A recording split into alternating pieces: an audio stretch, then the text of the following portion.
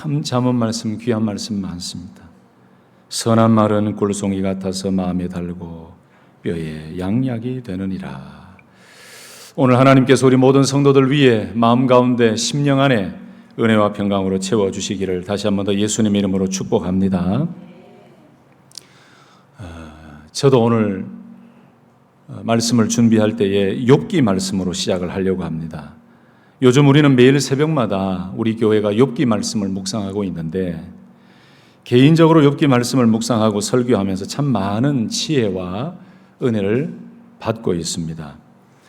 특별히 그 믿음의 사람, 하나님을 경외하던 그 의로운 사람 욥을 사탄에게 시험해보라 라고 허락해 주신 하나님, 그리고 3장부터 37장까지 나오는 욥을 위로하러 온 3명의 친구와의 욥과의 대화 속에서 하나님의 지혜와 하나님의 섭리를 깨닫게 하시는 그 은혜가 저에게는 참 크고 깊습니다. 여러분, 제가 그 지난번에도 말씀드렸는데 우리 성도님들 가운데 고난이 이해가 되지 않는 분이 있으면 새벽에 나오세요. 그리고 아니면 욥기 말씀을 묵상해 보세요. 왜 하나님께서 나를 이렇게 이끌고 가시는가, 그 놀라운 은혜가 있습니다.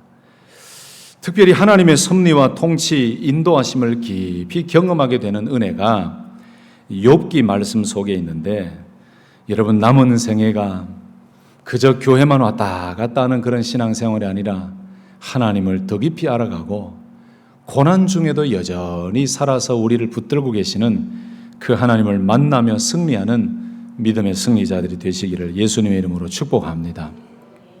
욥을 잘 아시지요? 욥은 정말 믿음의 사람이었습니다. 욥기 1장 1절의 말씀 보시면 우스 땅에 욥이라 불리는 사람이 있었는데 그 사람은 온전하고 정직하여 하나님을 경외하며 악에서 떠난 자더라 그랬어요. 제가 생각하면 현대를 살아가는 성도들 그 어떤 사람들보다도, 그냥 제 생각입니다, 욥의 믿음과 저를 포함한 우리들의 믿음과 비교해 봤을 때, 믿음을 비교한다는 게 좀 어리석습니다만은 비교해 봤을 때 정말 내 믿음이 욥의 믿음을 따라갈 수 있을 정도로 믿음이 있는가 저에게 자문해 봤어요. 그랬더니 너무 부끄러운 거예요.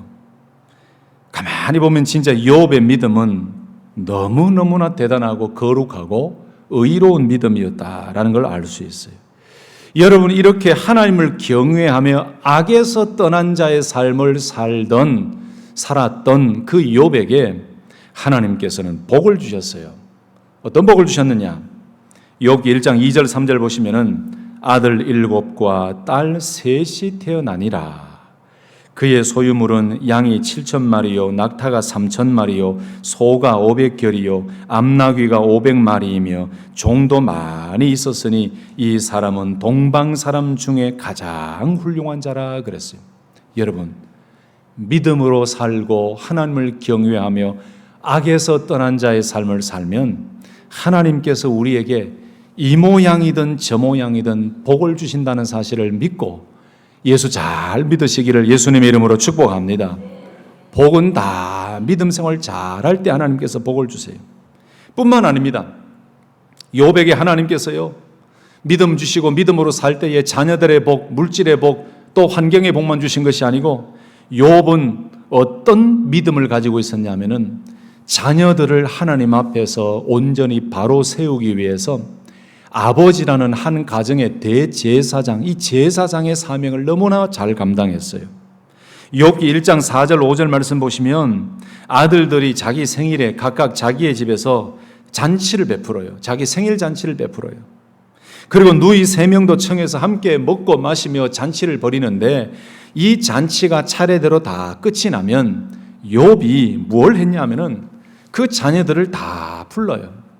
불려서 거룩하게 합니다. 성결하게 합니다. 아침에 일어나서 그 자녀들의 명수대로 번제를 드려요. 이 자녀들의 숫자대로 인원대로 번제를 드리는데 왜 자녀들의 명수대로 번제를 드리느냐? 여러분, 보통은요 잔치 다 하고 나면 먹고 마시고 즐겁게 대화하고 기분 좋게 끝이 나면 다 집으로 뿔뿔이 흩어지기 바빠요. 그런데 욥은 안 그랬어요. 여러분, 사람이 잔치하고 기쁘고 막 축제 있고 그런 다음에 죄를 범하기 쉽거든요. 이번에 월드컵이 있었는데 안타깝게도 2차전에서는 우리가 졌잖아요. 목사라서 내 마음에 있는 거를 크게 얘기하지도 못하겠고 딴 사람은 지나가는 차 안에서도 욕하더라고요. 막 욕하면서 우리나라가 진 것에 대해서 막 이 마음을 막 이렇게 하던데, 근데 막 처음에는 이 나라 두 나라가 함께 모여서 응원을 하다가 멕시코가 이기고 한국이 지니까 막 싸움판이 일어나요. 잔치 이후에 싸움이 잘 일어나고 죄를 범하기 쉽습니다. 욥이요, 그 자녀의 명수대로 성결하게 하고 번제를 드리는데 그렇게 한 이유가 뭔지 1장 5절의 이야기예요. 혹시 내 아들들이 죄를 범하여 마음으로 하나님을 욕되게 하였을까 함이라. 욥의 행위가 항상 이러하였더라. 얼마나 경건한 아버지입니까? 저는 우리 교회 모든 부모님 되시는 성도님들이 이런 욥의 믿음을 가지시기를 예수님의 이름으로 축복합니다.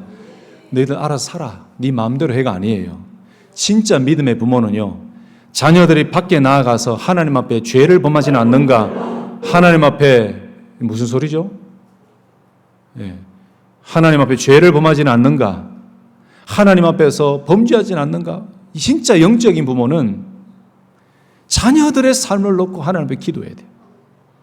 자녀들이 거룩하게 살기를 위해서 부모들은 그렇게 기도해요. 여러분, 욥은 이렇게 믿음이 있었어요. 번제를 드리고 욥의 행위가 항상 이러하였더라. 욥의 행위가 항상 이러하였더라. 그런데요, 믿음 있는 사람 욥, 하나님을 경외하는 사람 욥, 악에서 떠난 자 욥, 그래서 하나님이 복 주셔서 10명의 자녀와 가장 최고의 부유한 사람으로 하나님이 복을 주시고, 욥이 자녀들을 위해서 번제를 드리며 자녀들조차도 하나님 앞에서 범죄하지 아니하도록 그렇게 영적인 제사장의 사명을 잘 감당하던 욥에게 말로 할 수 없는 시련과 고통이 찾아왔어요.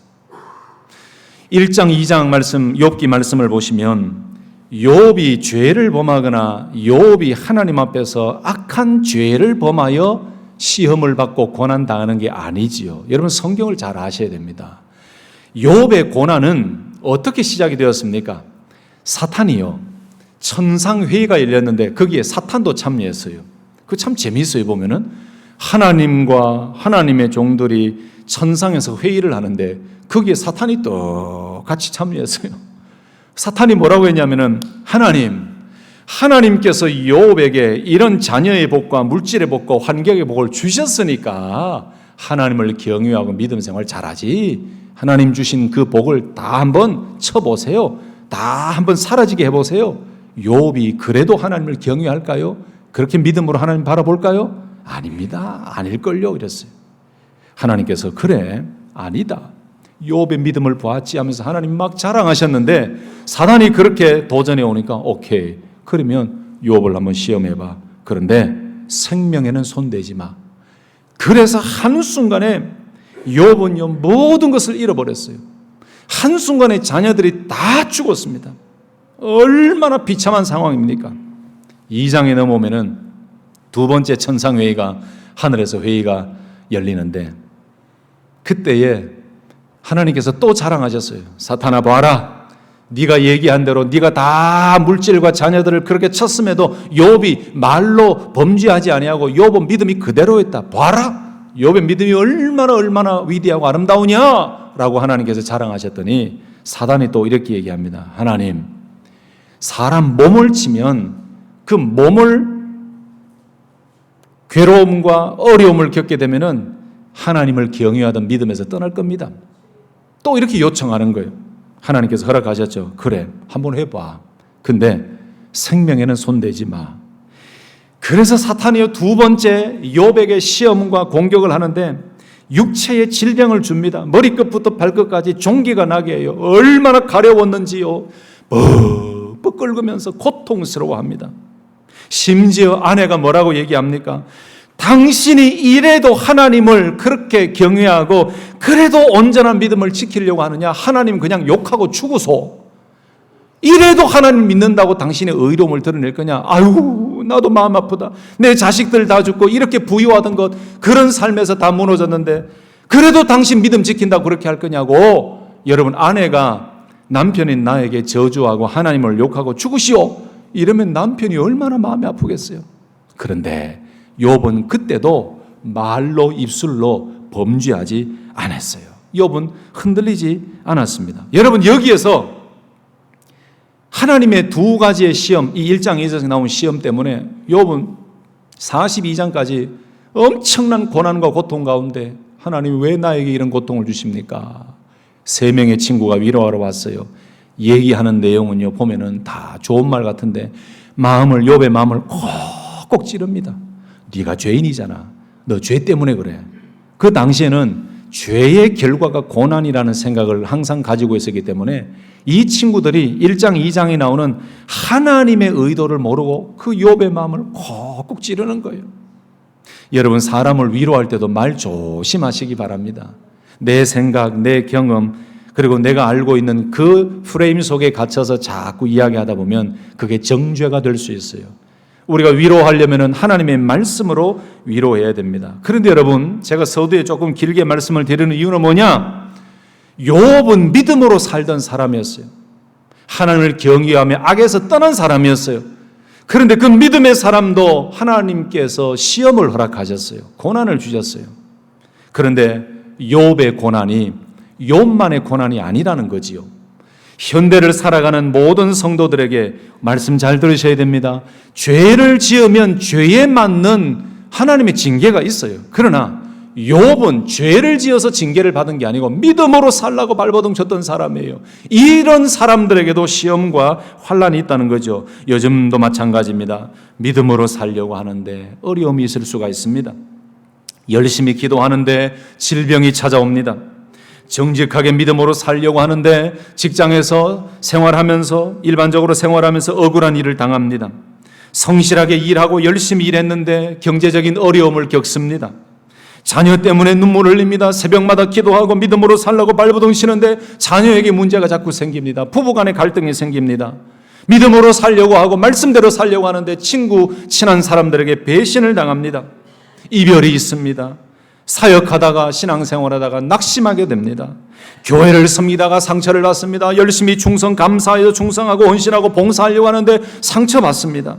아무리 기도해도 응답이 없습니다. 그러니 믿음으로 살려고 애를 쓰는 현대의 성도들에게도 욥처럼 어려움과 고난을 당할 때가 있습니다. 그때는 우리는 뭐라고 이야기합니까? 하나님, 왜요? 하나님 왜 저에게 이 질병을 주셨습니까? 하나님 왜 우리 자녀들에게 이런 어려움을 주십니까? 하나님 왜 우리 가정에 이런 물질의 어려움을 주십니까? 하나님 왜 내 마음에 낙심을 주십니까? 내가 믿음으로 살려고 하잖아요. 내가 범죄하지 아니하고 믿음으로 살려고 하잖아요. 왜요? 여러분, 지난 한 주간 동안 혹시 이 질문하시며 지나오신 분들이 있으십니까? 많으실 겁니다. 많으실 겁니다. 그런데 중요한 것은 욥과 같이 믿음으로 살려고 하는 우리들에게도 언제나 시련과 시험과 믿음의 연단의 시간이 찾아올 수 있다는 거지요. 이것은 사실이지만 여기에서 끝나는 것이 아니라 우리에게 더 중요한 비결이 있습니다. 그 비결은 그런 상황 속에서 이겨낼 수 있는 비결이 있어요. 시험을 당하고 환난을 당하고 고통을 당하는 것은 누구에게나 다 있는 똑같은 명제입니다. 그런데 그런 상황 속에서 우리 성도들은 이겨내야 되지 않겠습니까? 믿음으로 살려고 할 때에 다가오는 그 고난을 이겨내고 그 고난의 과정, 고난의 터널을 지나갈 때에 하나님의 뜻을 깨닫고 하나님의 지혜를 얻고 거기에서 승리하며 하나님과 동행하는 삶을 살아가야 되지 않겠습니까? 아멘이십니까? 그 비결이 바로 오늘 우리가 읽었던 시편 139편에 나오는 말씀 속에 비결이 있어요. 그 비결은 뭐냐면은 세상 사람들은 몰라줘도 하나님만 나를 알고 계시면 된다. 따라서 하십시다. 하나님이 다 알고 계시면 됩니다. 다시 한 번 더. 하나님이 다 알고 계시면 됩니다. 이게 비결이에요. 이게 비결이에요. 사람은 몰라줘도 됩니다. 세상은 오해해도 됩니다. 억울한 일을 당해도 하나님은 변치 않으시고 우리를 붙들어 주십니다. 아멘이십니까? 사람은 몰라줘도 하나님은 나를 다 알고 계시고 하나님은 내 상황을 다 알고 계시고 하나님은 내 형편과 내 이 괴로운 마음을 다 알고 계십니다라는 그 믿음 하나만 붙잡고 있으면 그 어떤 상황 가운데서도 우리는 이기며 승리하며 달려가게 될 줄로 믿습니다. 오늘 이 139편의 배경은요, 다윗이 믿음으로 살려고 몸부림치고 있는데 얼마나 악한 사람들이 다윗을 공격하는지 믿음으로 하나님을 앞세워서 하나님 아버지 제일주의로 살아가려고 하는 다윗에게 애매하게 공격합니다. 모함을 합니다. 생명을 위태위태하게 합니다. 이해되지 않는 이상한 억울함들이 있어요. 이런 상황 가운데 139편 말씀에서 다윗이 자기가 알고 있고 믿고 있는 하나님을 고백하는 믿음의 고백이 139편의 말씀이에요. 여러분, 그렇다면 오늘 본론과 결론 부분의 그 말씀인데 그 비결이 하나님이 다 알고 계시면 된다라는 비결인데 그 하나님을 다윗은 무엇이라고, 어떤 하나님이라고 고백하고 있을까요? 여기 몇 가지를 보실까요? 첫 번째, 다윗은 이렇게 고백합니다. 하나님은 나를 완전히 다 알고 계신다라고 고백을 합니다. 나의 모든 것을 아시는 하나님이 다윗의 하나님이고 나보다 나를 더 잘 아시는 분이 하나님이다라고 고백해요. 139편 1절 말씀을 다시 한번 보실까요? 139편 1절 말씀. 여호와여, 주께서 나를 살펴보셨으므로 나를 아시나이다 라고 말씀했어요. 여기에 살펴보셨다라는 것은 이전 성경은 감찰하셨나이다 이 말씀이에요. 여러분, 살펴보셨다라는 것은 하나님은 우리를 대충 아시는 분이 아니라는 거예요. 하나님은 우리를 아시되 살펴보셨다, 감찰하셨다라는 이 말씀, 하카르라는 이 말씀은 낱낱이 우리의 모든 것을 알고 계신다, 그 의미예요. 그러니 오늘 다윗이 믿고 고백하는 하나님은 이런 하나님이라는 거예요. 여호와 하나님께서 나를 살펴보셨습니다 라는 말은 하나님이 나의 모든 것을 낱낱이 다 알고 계시는 분이십니다. 그래서 하나님은 나를 아시는 분이십니다 라는 거예요. 여러분, 사람이 언제 속상합니까? 여러분, 언제 속상하고 언제 눈물 흘리고 언제 가슴 치면서 아이고 이러십니까? 몰라줄 때 그렇잖아요. 내 마음도 몰라주고 내 말의 뜻도 몰라주고 나는 그 뜻이 아닌데 오해해가지고 왜 나를 그렇게 힘들게 하느냐, 내 마음 몰라줄 때, 심지어 부부 사이에도 대화를 하면서 무슨 A, B, C, D 이야기를 하는데 상대방의 마음을 몰라주고 이해를 잘 못할 때 어떻게 합니까? 어이고 이 답답하, 내 마음도 모르고 이러잖아요. 오늘 왜 이렇게 반응이 없으세요? 은혜를 받아서 반응이 없으신 겁니까? 여러분이 지금 욕과 같이 고난 중에 있어서 반응이 없으신 거예요? 은혜가 돼서 반응이 없으신 거예요? 여러분, 사람이 답답할 때 내 마음을 몰라주기 때문에 그래요. 사역하다가 목회자들이 답답할 때 언제인지 아세요? 목회자의 비전은 이건데 비전에 대해서 설명도 듣지도 안 하고 이해도 하지 아니하고 무조건 아니다 노 하면은 그때 제가 하나님 앞에 나가죠. 하나님 답답합니다 이러잖아요. 저만 그런 게 아니고 다 여러분 그렇잖아요. 솔직하게 얘기하세요. 뭐 다 아시는 것처럼 그래요. 다 여러분 답답한 점 있잖아요. 지난 주간에도 부부 싸움도 하고 직장 생활 하다가 어려움 겪으셨잖아요. 왜 의로운 척 하세요? 힘들잖아 다.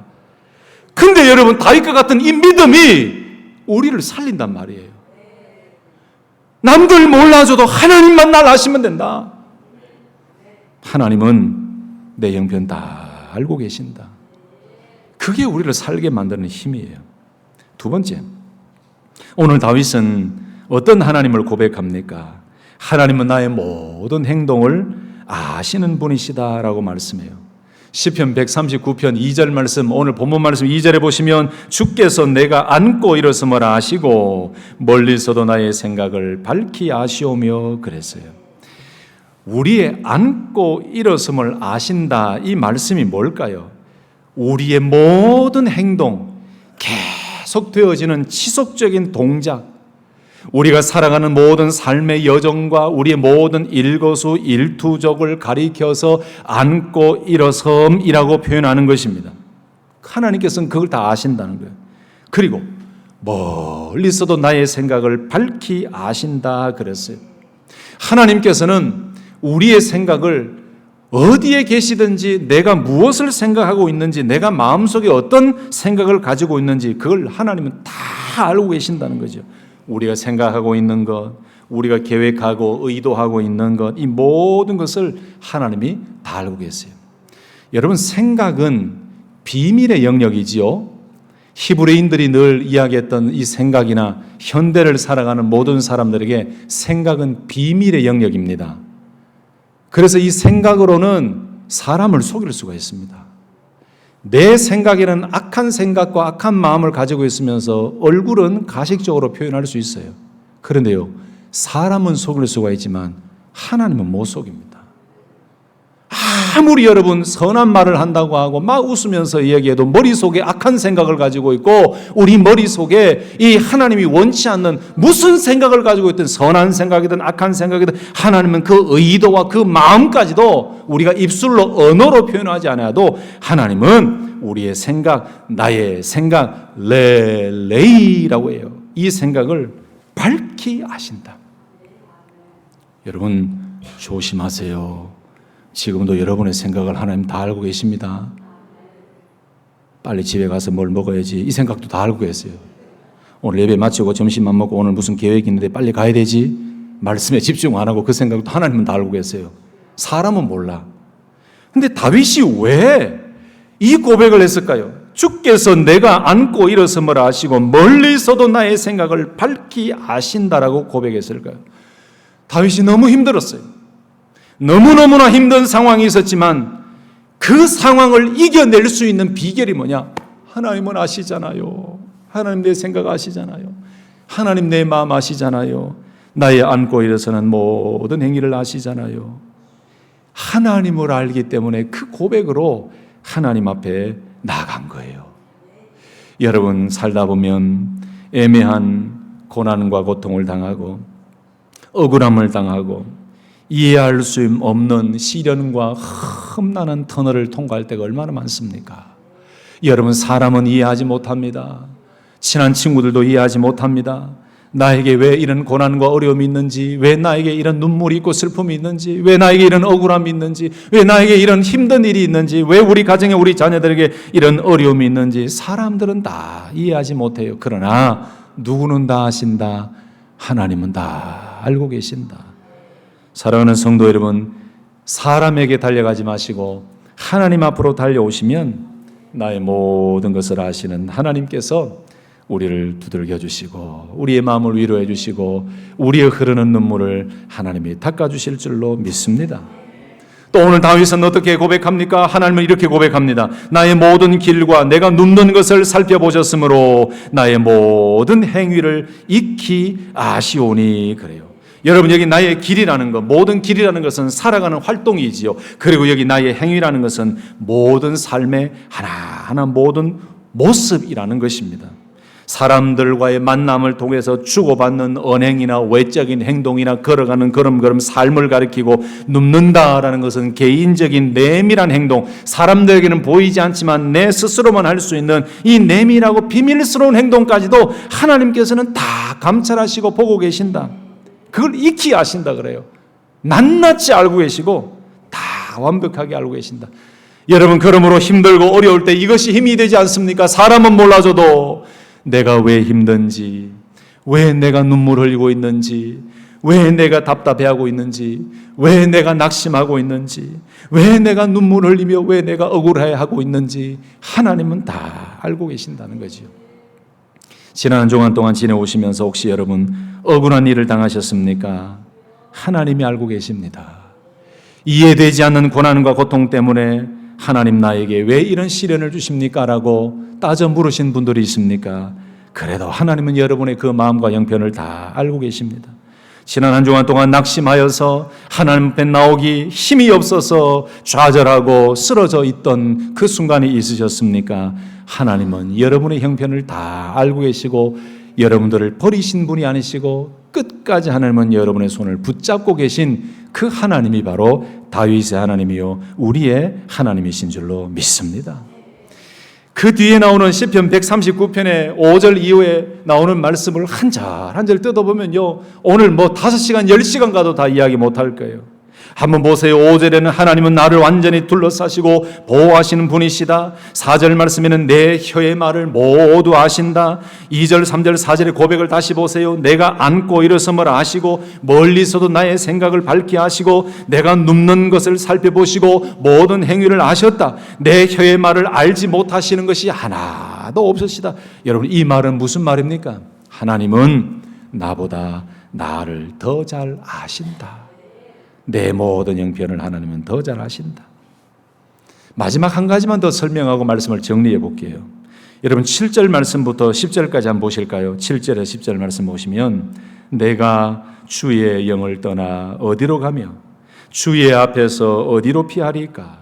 내가 하늘에 올라갈지라도 거기 계시며 스올에 내 자리를 펼지라도 거기 계시니이다.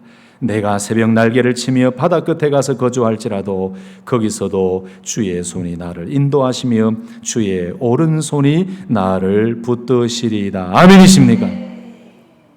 사람이 고통을 당하다 보면요, 도망가고 싶죠. 사람이 힘든 일을 겪게 되면은 그냥 막 남이 보지 않는, 사람이 보지 않는 무인도에 가서 살고 싶은 마음이 많이 생겨요. 여기 아멘 하시면 안 되는데 여러분, 그래요. 엘리야를 보세요. 얼마나 열심히 특심한 사역자였습니까? 너무 지쳐요. 아합의 아내 이세벨의 그 죽이려고 덤벼드는 그 모함 속에서 너무너무 낙심해서 하나님 죽고 싶습니다. 로뎀나무 아래에서 앉아서 다 싫습니다. 그냥 죽여주시옵소서. 싫습니다. 모든 사람은 낙심하고 시험에 빠지면 아무도 보지 않는 곳에 가고 보내요.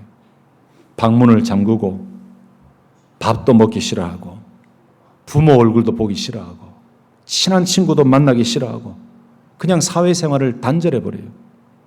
그럴 때 늘 마음속에 드는 생각이 아무도 없는 곳에 나 혼자 가서 살았으면 좋겠다, 이 생각이 들지요. 아마 다윗도 그런 마음이 조금 있었다가 깨달았던 것 같아요. 7절 보니까 내가 주의 영을 떠나 어디로 가며 주의 앞에서 어디로 피하리까? 아마 이전에는 다윗이 그런 고난의 생각, 막 힘든 생각이 있었지만 피할 곳이 없다라는 것을 깨달았다는 거죠.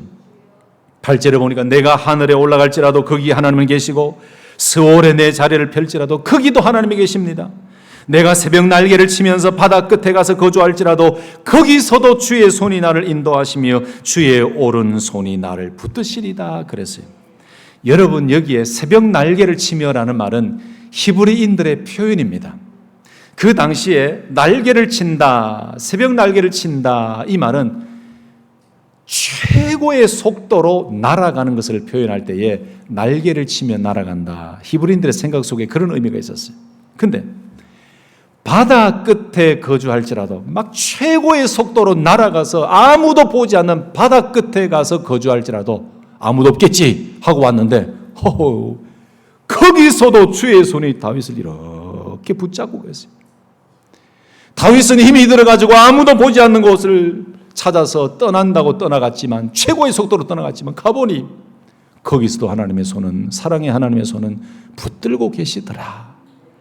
그래서 다윗이 깨닫고 고백한 것이 하늘에 올라갈지라도 거기에도 하나님이 계시고 스올에, 이제는 음부라고 돼 있죠. 그 스올에 내 자리를 펼지라도 거기에 하나님이 계시더라. 내가 도망을 쳐서 끝까지 가서 내가 도망을 쳐 있어도 하나님은 거기서도 나를 붙들고 계시더라. 다윗의 고백이 그거예요. 하나님, 나는 하나님을 피해 이제 도망갈 곳이 없습니다. 거기서도 하나님이 계심을 내가 깨달았습니다. 이게 비결이었어요.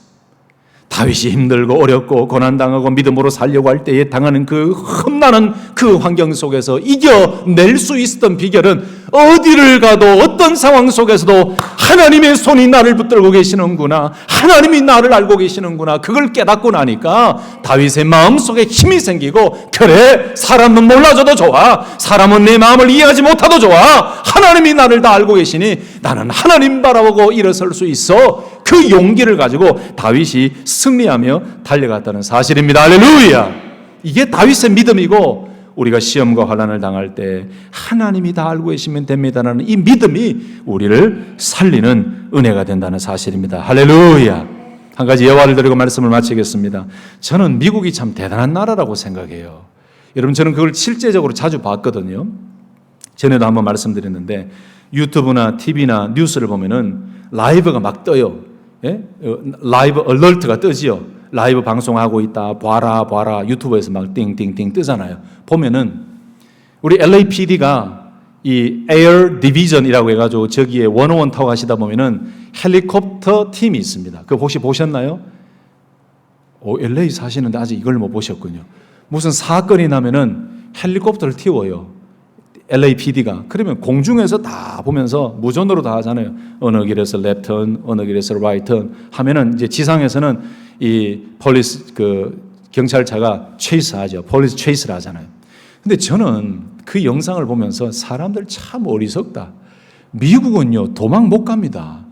헬리콥터 떠가지고 다 보고 있어요. 왼쪽으로 가라, 오른쪽으로 가라. 그러면 사방에서 막아서 이제 총격전을 벌이잖아요. 아니 총 맞아 죽을 인생 왜 그래 죽어요? 아유 잘못했습니다. 이러면 되는데 여러분, 우리가 힘들고 어려울 때 뭐 한다고요? 도망가기를 원하는 것이 인간의 습성이에요. 믿음으로 살려고 할 때, 말씀대로 살려고 할 때, 내가 원치 않는 고난과 시련 가운데 있을 때 우리는 자꾸 도망가려고 합니다.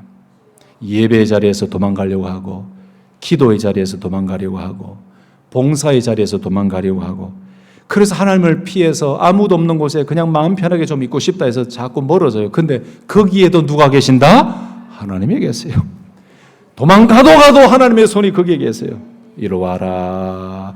너는 예배 드려야 되는 사람에 이리 와라. 너는 기도해야 되는 사람에 이리 와라. 여러분, 이번 한 주간 좀 도망 많이 가보세요. 가도 여러분 도망 못 갑니다.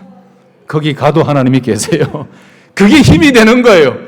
그때에 우리는 하나님의 살아계심과 전능하심을 깨닫고, 맞습니다 하나님, 사람은 몰라도 하나님이 나를 다 알고 계시는군요. 그래서 제가 힘을 얻습니다. 그래서 제가 살아갑니다.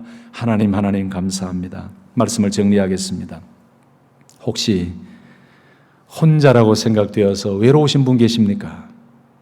여러 가지 어려움과 시련과 고난과 스트레스 받는 일들 때문에 믿음으로 살려고 하는데 눈물이 앞을 가리고, 믿음으로 살려고 하는데 육신의 질고가 있습니까? 사업이 어렵습니까? 가정에 문제가 있습니까? 신앙생활하고 열심히 믿음으로 살려고 하는데 낙심이 되고 여러 가지 어려운 환경이 여러분 가운데 주어졌습니까? 기도하면서 하나님의 뜻대로 살려고 하는데, 예배드리며 예배자로 살려고 하는데 쉽지 않은 어려운 현실 속에 부닥쳐서 여러분 마음이 낙심되어지고 마음에 여러 가지 좌절이 생기십니까? 여러분, 모든 사람들에게 욥처럼 믿음 생활을 하고 하나님을 경외하는 사람들에게도 분명히 시련은 있다. 그러나 그런 상황 속에서 이겨낼 수 있는 비결은 뭐라고요? 하나님이 나를 다 알고 계시면 됩니다. 하나님은 나를 다 알고 계신다. 내 눈물도 아십니다. 내 억울함도 아십니다. 내 고통도 아십니다. 내 통증도 아십니다. 내 기도도 아십니다. 우리 자녀들의 형편도 아십니다. 여러분의 마음을, 여러분의 생각을 하나님이 다 알고 계세요. 그렇다면 여러분, 누구 앞으로 나와야 되겠습니까? 하나님 앞으로 나오셔야 되죠. 여러분, 예배의 제단이 무너졌다면 다시 세우시고 하나님 앞으로 나오셔야 돼요. 기도의 제단이 식어졌다면 다시 기도의 불을 붙이셔야 돼요. 말씀의 제단이 약해졌다면 다시 말씀 앞으로 나오셔서 나를 아시고 나보다 나를 더 잘 아시는 하나님 앞에 나오면 여러분의 모든 어려운 그 환경과 생각과 흐르는 눈물을 하나님이 닦아주시고 새 힘을 주시고 용기를 주실 줄로 믿습니다. 그 하나님을 만나며 오늘도 내일도 끝까지 승리하며 저 영원한 천국을 향해 믿음으로 달려가는 승리의 성도님들 되시기를 예수님의 이름으로 축복합니다. 아멘. 기도하겠습니다.